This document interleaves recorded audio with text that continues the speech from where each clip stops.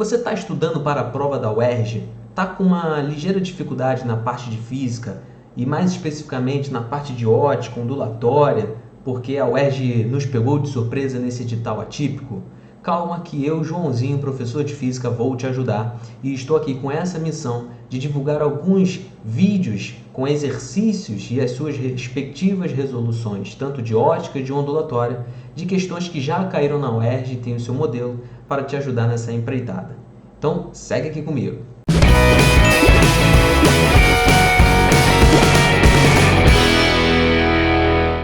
Fala, estudante! Prof. João Menezes na área! Hoje eu estou aqui com uma questão especificamente sobre espelhos esféricos. Eu queria fazê-la com vocês, mas recapitulando algumas partes teóricas muito importantes para embasar e também aprofundar. Vocês vão ver que é uma questão da parte discursiva, mas ela é muito tranquila, muito tranquila mesmo, tá bom? Então, antes de a gente começar, já taca aquele likezão aí no vídeo para que você fortaleça a nossa comunidade e também se inscreva aí no canal para você receber todos os vídeos quando saírem. Cara, fica ligado, porque eu tô aqui agora nessa empreitada, nessa missão, nessa reta final, divulgando vídeos de lista de exercícios de ótica, ondulatório, e eu quero você juntinho comigo, beleza? Então valeu, obrigado pela moral e vamos que vamos, hein? A questão diz o seguinte: alguns espelhos retrovisores instalados nas laterais dos veículos automotores, apesar de aparentemente planos, são esféricos. Seu uso aumenta a segurança no trânsito, uma vez que ampliam o campo de visão dos condutores, conforme ilustrado na imagem. Com base nas informações, identifique o tipo de espelho esférico utilizado como retrovisor lateral. Indique ainda 3 características das imagens que esse espelho conjuga. Meus amores, relativamente tranquilo, já vou até explicar aqui para vocês e dar a resposta, que é o tipo de espelho convexo, né? O espelho esférico convexo é aquele que só forma um tipo de imagem. É as imagens virtuais, direitas e menores, reduzidas em tamanho, né? É a famigerada vida de merda. Vida de merda, virtual, direita e menor, beleza? Então tá aí as 3 características principais dessas imagens conjugadas e o tipo de espelho convexo. Mas, meus amores, vamos embasar um pouquinho mais aqui a nossa teoria? Então vem comigo aqui que eu quero te dar exemplos, eu quero fazer com que esse estudo fique um pouco mais confortável para você. E aqui nós temos o primeiro caso de formação de imagem, onde o objeto ele vai ficar para além, depois do centro de curvatura desse espelho esférico côncavo, que a gente está aqui com a parte côncava desse espelho sendo a parte refletora, a outra parte não é a refletora. Com essa formação de imagem, vemos que a imagem ela é real, invertida e menor, ou seja, a imagem ela fica invertida em relação ao objeto, ela é menor em relação ao objeto e real, ela está no plano real. Olha que interessante, hein? Imagem real, formada pelo cruzamento efetivo dos raios luminosos, fica ali no plano real de existência. Eita danado! Por isso ela é uma imagem real. Continuando, como exemplo, nós temos a parte côncava de uma colher. Na parte côncava de uma colher, a gente vê aqui a imagem do rapaz se olhando, e é uma imagem que é invertida em relação ao rapaz, ele está de cabeça para baixo, certamente ele está de cabeça para cima no mundo real, e é invertida, né, então em relação ao objeto, é menor também em relação ao objeto, certamente esse rapaz não tem esses pouquíssimos centímetros, e é uma imagem real. No segundo caso, nós temos agora o objeto exatamente em cima do centro de curvatura desse espelho côncavo. Dessa maneira, quando os raios se cruzam efetivamente nesse ponto, nós temos uma imagem real, invertida, e ela é do mesmo tamanho do objeto. Essa é uma característica peculiar de quando o objeto está em cima do centro de curvatura. A imagem também fica em cima do centro de curvatura. Eu queria chamar a atenção para o seguinte detalhe, já que a gente está no segundo caso, e isso vai se repetir para os próximos, existe aqui um recurso mnemônico, uma dica, um bizu, que é interessante que você saiba. Para sistemas ópticos simples, ou seja, um espelho, ou então uma lente, ou então qualquer sistema aí óptico, nós temos a seguinte regrinha. Quando a imagem é real, ela também é invertida. Por isso que irreal e invertida é um par que sempre vai andar juntinho. Por outro lado, quando a imagem for virtual, ela vai ser direita. Esse é um outro par que também anda juntinho. Eles andam sempre juntos. Então, de novo, se a imagem ela é real, ela vai ser consequentemente invertida. E se a imagem for virtual, ela vai ter que ser direita. Mas vamos para o terceiro caso. No terceiro caso agora, o objeto ele está entre o centro de curvatura e o foco, fazendo com que a imagem seja real, invertida e maior do que o objeto. Percebam que quando o objeto ele vai se aproximando do espelho, a imagem ela vai se afastando e vai aumentando de tamanho. Olha que interessante, né? De novo, quando o objeto veio se aproximando do espelho, a imagem ela foi se afastando do espelho e aumentando de tamanho. Até o ponto que a gente chega aqui no quarto caso, onde o objeto vai estar exatamente em cima do foco desse espelho côncavo, fazendo agora com que a imagem fique imprópria. Mas o que significa essa imagem própria? Que muitos autores, inclusive, dizem que a imagem ela fica conjugada, ela se forma no infinito. Cuidado com essa interpretação, porque pode dar margem para uma interpretação errônea, que é de tipo você achar que a imagem está lá no infinito, se você forçar bem o olho aqui, você consegue enxergar essa imagem. E não, na verdade é apenas um borrão. Fica ali um borrão que a gente não consegue enxergar nada. Para tentar te ajudar a visualizar esse borrão, eu trouxe aqui esse GIF e eu vou tentar pausar exatamente onde a bolinha fica em cima do foco. Olha lá, tentei e consegui de primeira, hein? Olha que maravilha, sem edição de vídeo, hein? Juro por Deus. E veja que agora a bolinha, quando ela se aproxima bem ali do foco, né, desse espelho côncavo bem grande aí que o professor nos mostra na experiência, a imagem começa a ficar ali bem borrada. É isso que eu estou chamando de borrão. Ali a imagem ela está imprópria. É o borrão, ela não está nítida. Esse termo imprópria é para contrapor a ideia de uma imagem nítida, que foi muito bem conjugada pelos raios luminosos. E é claro que essa imagem não vai ser nítida porque esses raios não se encontram. Vejam mais uma vez aqui no quarto caso que os raios não se encontram, eles são paralelos entre si. Então, por isso que a imagem não vai ser nítida. E aí surgiu um nome para contrapor essa ideia, que é a imagem imprópria. E agora, no quinto e último caso, é quando o objeto ele vai ficar entre o foco e o vértice. Nessa posição, a imagem agora ela vai ter que ser virtual, direita e maior. Virtual porque os raios não vão se cruzar efetivamente ali no plano real de existência.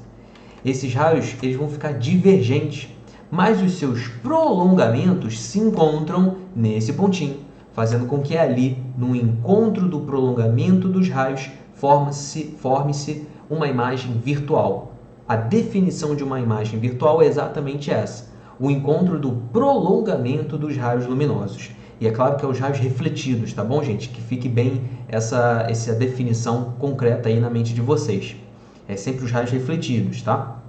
Então, a imagem virtual ela é também direita, porque ela está de cabeça para cima, e é maior do que o próprio objeto. Temos exemplos? Temos exemplos aqui, ó. O espelho que o dentista utiliza para aumentar um pouco o tamanho do seu dente, já que a imagem ela vai ser maior do que o objeto, para poder ver ali alguma coisa que seja importante dele ver, dele observar nos seus dentes, um tártaro, uma cárie, uma obturação, seja lá o que for. Quando a gente vai fazer uma maquiagem também, a gente utiliza aí um espelho de aumento, um espelho de ampliação, para poder ver um pouquinho mais com detalhes o que você quer observar. Os homens para fazer as barbas também, às vezes, enfim. Então, todo espelho de aumento, ele não deixa de ser um espelho, do quinto caso, de um espelho côncavo. Quando o objeto, no caso aqui o dente, no caso aqui a sobrancelha, no caso aqui a barba, ele fica posicionado entre o foco e o vértice. Tudo isso, gente, são construções gráficas, é um método gráfico para espelho côncavo. Só que eu sei que às vezes isso aqui pode ser um pouquinho chato de a gente fazer na hora da prova, para saber, para lembrar quando é que é um caso, quando é que é o outro e quais são as consequências e tal. Então eu quero te trazer aqui o método de Pierre e Lucy para você fazer isso de uma maneira rápida. O método de Pierre e Lucy funciona da seguinte maneira: você vai fazer um eixo cartesiano, onde no eixo vertical vai ser o P. O que significa o P? É a distância do objeto até o espelho. E no eixo horizontal você vai fazer o P', que é a distância da imagem até o espelho. Agora você vai ser bem milimétrico, você vai ser bem cuidadoso e vai colocar a distância focal aqui e a distância focal aqui, tentando ser o mais preciso possível. É a única coisa que eu peço a você. Tente ser o mais preciso possível. Ah, João, eu não tenho régua, eu não posso levar régua na hora da prova. Não tem problema. Use a sua criatividade. Usa o dedo, leva 2 canetas e usa a outra de régua. Se não tiver outra caneta, usa o dedo, como eu estava falando. Usa a sua criatividade. Tente ser o mais milimétrico possível. Não é para ser perfeito também. Mas, por favor, esse preciosismo vai ser interessante, ele vai te ajudar, tá bom? Então, você vai fazer essa distância focal. Eu fui milimétrico, eu fui precioso ao fazer essa distância igual a essa aqui, tentando ser o mais próximo possível. E essa aqui também, o 2F, representando ali, né, o centro de curvatura desse espelho. Então, tem 2F aqui, 2F aqui. Feito isso, agora é tranquilo. O que você vai fazer? Vamos lá. Eu vou pegar aqui, ó, reta, tá vendo? Peguei uma reta para ajudar vocês. Olha só o que eu vou fazer. Eu vou pegar essa reta e vou posicioná-la aqui, ó, numa distância do objeto onde ele está inicialmente para além do 2F, para além do centro de curvatura do espelho. Quando ele está além do centro de curvatura, a imagem ela é real, invertida e menor. Se você não se lembra, volta aí um pouquinho o vídeo, que é o primeiro caso de um espelho côncavo. Então, a gente espera que essa imagem fique real, invertida e menor e que sua posição fique ali entre o foco e o centro de curvatura. Como que eu sei disso, João? Porque aqui, ó, olha a reta que eu vou fazer, passando ali pelo encontro do 2F, do F com F, e aí a gente vai chegar a esse resultado. Vejam.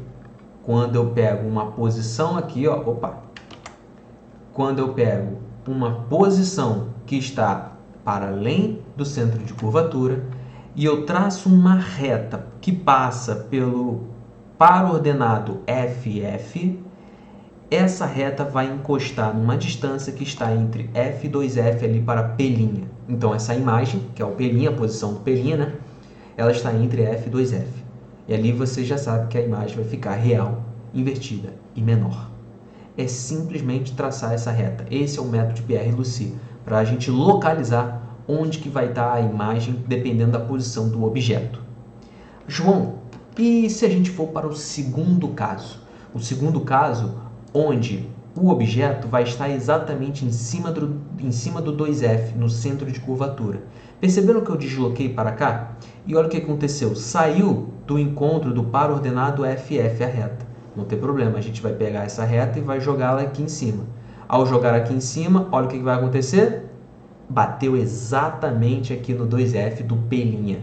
Claro, é o segundo caso. O objeto está em cima do centro de curvatura, que é o 2F, a imagem também vai estar. Por isso que eu estou falando, gente, tenta ser milimétrico mesmo para que isso aqui dê certo. E aí você consiga achar a posição da imagem de maneira mais tranquila e mais precisa possível, tá?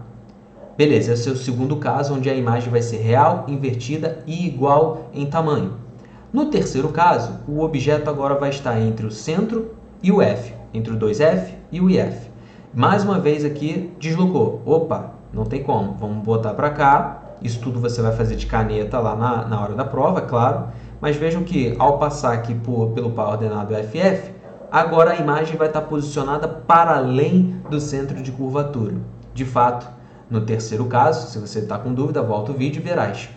No terceiro caso, o objeto posicionado entre o centro e o foco, a imagem vai ficar para além do centro. Essa imagem aqui, ela é real, invertida e maior do que o objeto. Tranquilo? Nós temos o quarto caso, onde o objeto estará posicionado em cima do foco. Em cima do foco, mais uma vez, deslocamos para cá, tem que passar para cá, né? Ao passar para cá, meu Deus, essa reta não vai passar, nunca vai tocar o eixo horizontal que é o P'. Claro, porque aqui nós temos a imagem imprópria, o borrão, a imagem que não é nítida. Então, se não encontra, isso que quer dizer, essa imagem não vai estar localizada aqui em P'. Ou, se você preferir, ela vai estar localizada lá no infinito, que na verdade não é bem isso, né? Não gosto muito dessa ideia, porque é um borrão simplesmente. Agora, se a gente ir para o quinto caso é aquele onde o objeto está entre o foco e o vértice do espelho, que seria a origem desse sistema aqui cartesiano, né? E aí, vejam que a gente tem que trazer mais uma vez para cá, para encostar no par ordenado, só que essa reta nunca vai encostar o P' se a gente continuar esse prolongamento aqui. Mas tem como a gente fazer o quê?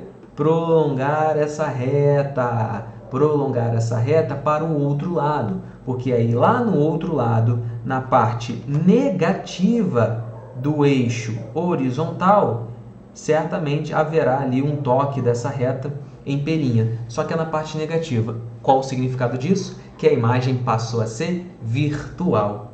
Ela não está no plano real de existência, né? Por isso que a gente chama ela, inclusive, de virtual, formada pelo prolongamento dos raios luminosos.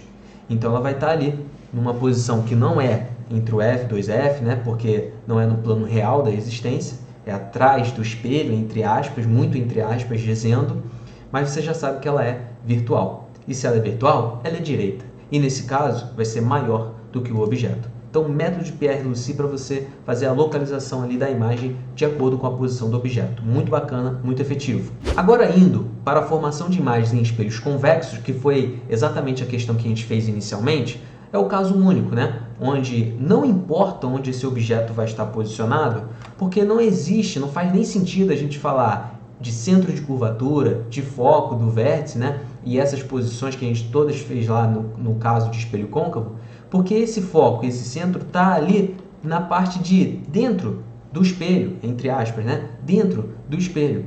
Então, tanto faz onde que o objeto vai estar posicionado, ele sempre vai estar gerando uma imagem cujas características são sempre iguais. Essa imagem vai ser virtual, direita e menor, a famigerada vida de merda. Virtual, direita e menor, beleza? Virtual, que não está ali sendo formada pelo prolongamento dos raios luminosos. Então, se a imagem ela está sendo feita pelo prolongamento dos raios luminosos e os raios refletidos, tá, gente? Sempre bom frisar isso. Ela vai ser virtual. Ela também não está no plano de existência real, então por isso que a gente fala que ela é virtual. E ela é direita, né, em relação ao objeto, tá de cabeça para cima também, mas é sempre menorzinha. Vamos a alguns exemplos? O primeiro exemplo que eu trago aqui é o tamanho da colher. Só que vejam que a parte convexa da colher é a parte de trás. A colher, quando bem polida, ela tem uma parte côncava, que eu consigo observar a minha imagem, só que essa imagem aqui é aquela imagem qual? Real, invertida e menor, que no primeiro caso do espelho côncavo. Se eu invertê-la, agora é a parte convexa, formando uma imagem virtual, direita e menor. Por isso que agora ele está de cabeça para cima. Legal?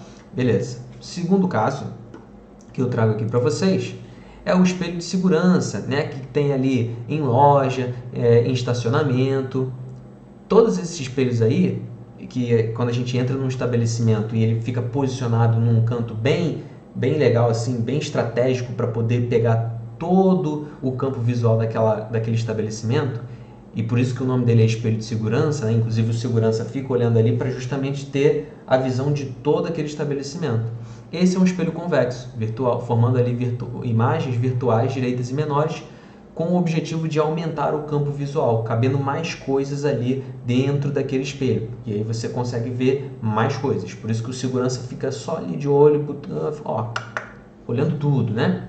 Um terceiro caso é aquela bolinha de Natal. É o exemplo batidão, exemplo tradicional, né? Tá em qualquer livro aí didático que você vê, qualquer apostila, todos os professores falam desse exemplo, que é a esfera natalina. Quando bem polida, ela também gera ali uma imagem virtual direita e menor, porque ela funciona como se fosse um espelho convexo, né? E quarto e último caso, eu queria falar mais uma vez do espelho lateral retrovisor dos carros, mas falar daquele que é pequenininho, sabe? Sabe qual é aquele pequenininho que fica bem acoplado ali também no próprio retrovisor lateral? Esse aí, ele também é um espelho convexo, só que ele é um espelho poderoso. Ele é um espelho super convexo, digamos assim. Porque a ideia dele é justamente pegar o ponto cego. Esse ponto cego aqui, que geralmente os motociclistas ficam, né? Sacanagem, tô brincando. Mas que a gente não consegue enxergar. E aí ele tenta exatamente pegar esse ponto cego ali do carro. Então, mais uma vez, está aumentando o campo visual, né? A ideia é aumentar o campo visual e caber mais coisas ali dentro desse espelho, beleza? Queria fazer uma observação maneira e importante aqui para vocês, para a vida, gente, para a vida, para quem dirige isso aqui é interessantíssimo. Dentro do carro, ou melhor, no carro, nós temos os 3 tipos de espelho. Se você não sabia, fica aqui e preste atenção que vai valer a pena. Nós temos ali o espelho convexo, que são os espelhos retrovisores laterais. Eles funcionam como espelhos convexos, onde formam imagem virtual direita e menor. Acabamos de fazer uma questão assim. Ainda tem o espelho superconvexo que eu acabei de mostrar para vocês. O espelho central, ele é quase que um espelho plano. Ele funciona basicamente como um espelho plano. Você, ao olhar por aqui, ó, você consegue enxergar as coisas lá atrás, quem está atrás de você, né, na rua, o carro que está na sua traseira, você vê ele com as suas dimensões preservadas, com as suas dimensões praticamente reais. Mas quando você olha aqui para o espelho convexo, a imagem ela fica reduzida, né? Porque, de novo, são imagens virtuais direitas e menores. E no espelho plano, você meio que tem ali a imagem com o seu tamanho preservado. Mas então aqui há, de certa maneira, por aproximação, a preservação da dimensão real.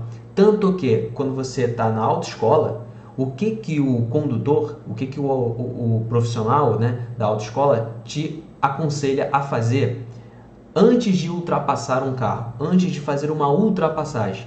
Ele diz para que você primeiro olhe para cá, para ver quem está atrás de você. Depois você olhe para o espelho retrovisor lateral para fazer a passagem. Qual é a ideia? Ao olhar primeiro para o espelho plano, você tem uma dimensão mais aproximada da realidade do carro que está atrás de você e também um pouquinho ali do seu lado.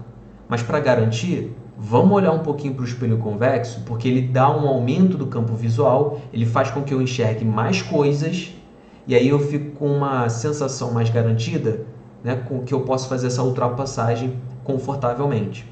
Então eu olho primeiro para o espelho plano, dou aquela checada inicial, a dimensão mais ou menos real, mais bem aproximada da realidade do carro que está atrás de mim e de um pouquinho do lado, mas dou aquela pescadinha rapidinha no espelho convexo lateral, garantindo que eu consiga visualizar mais coisas para aumentar o campo visual, e aí eu faço a ultrapassagem.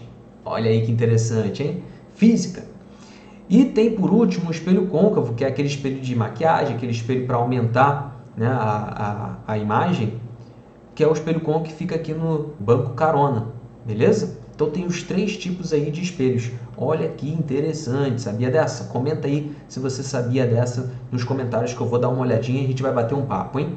E por aqui eu vou terminando mais essa série de questões de ótica. Espero que você tenha gostado. A gente revisou bastante aqui a parte de espelhos e eu vou trazer mais coisas aí de ótica, beleza? Então fica aqui com a gente, se inscreve no canal, ativa os sininhos para ficar ligado que eu vou trazer coisa nova e para você se manter atualizado. E ó, gabarita física nessa prova da UERJ. Valeu, forte abraço e bons estudos!